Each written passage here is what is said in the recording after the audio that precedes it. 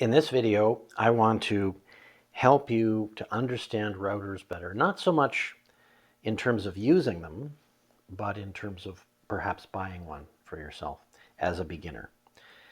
So the first thing I want to talk about is size. Routers come very small. This is a little handheld model.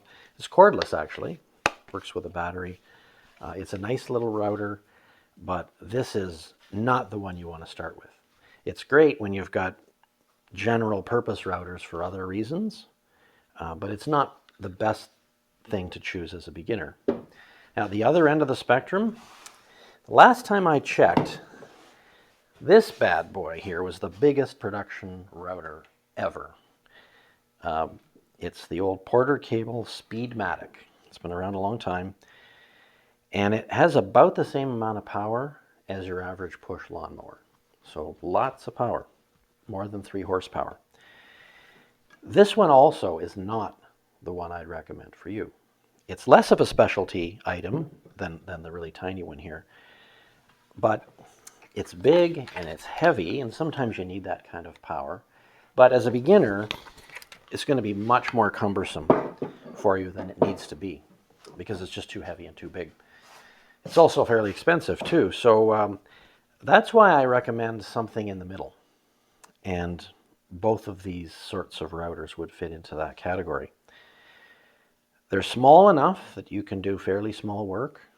They're large enough that you can mount it in a table. And it's also large enough that you can do fairly serious handheld work with it. What might that be?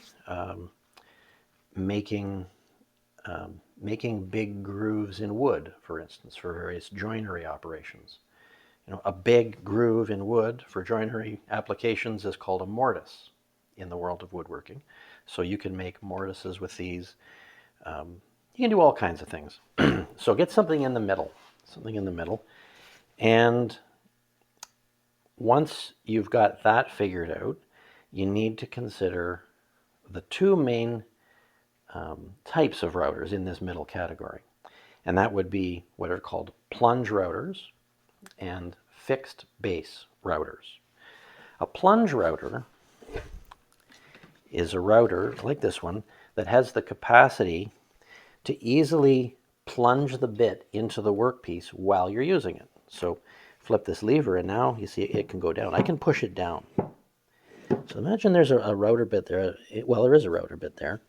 It's not the right kind for plunging. Actually, this one here would be more like the right kind for plunging. It's kind of a straight bit. That's the kind of thing you'd use for cutting a mortise in wood, for instance. But here we flip the lever and we can push it down, let go, and it locks again. You see it's not coming up. We can do our routing, hit the thumb piece again, and withdraw the bit from the wood. So that's the purpose of the plunge router. It's actually a function of the base, because this, as I said before in some previous videos, a router is just an electric motor.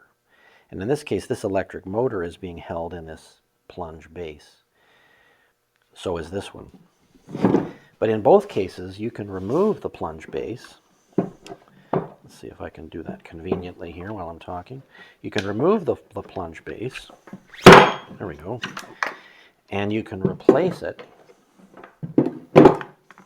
with a fixed base. So I'm essentially losing the capacity to plunge into the work and retract the bit from the work. And why would I want to lose capacity like that? Well, the reason is because if you don't always want that plunge capacity, it's not always a useful thing. And it's also, there we go here. It's also a bit of a detriment if you're mounting your router in a table. In fact, what a lot of guys do is, a lot of guys and girls do, is to leave the fixed base bolted in the router table. And then you can just flip the lever here and withdraw it, and then put it into the plunge base if you want to do some handheld routing. So very convenient that way. So medium-sized. A medium-sized plunge router would be the most versatile option, but many of the plunge routers do come with a fixed base. So you can really have the best of both worlds. And there is something else. It kind of relates to my advice to you before about buying tools. Sometimes, and it's, well, more than sometimes, many times, you'll get the best value for your money if you buy a kit. So it might include a couple of power tools or some accessories. You will get a better deal that way, generally, than you will be buying the products separately. And this is a case in point. This router here, this Bosch router, it came as part of a kit. And in this kit, we've got the fixed base, because there's the plunge base on the router already. And then there's this small corded handheld router, which I've shown you before in some previous videos. So medium-sized router, plunge base, fixed base, and if at all possible, keep your eye open for specials. These kits seem to be the thing that is most commonly offered as a special or a sale by manufacturers, and you can get a great deal that's going to serve you well for an awfully long time.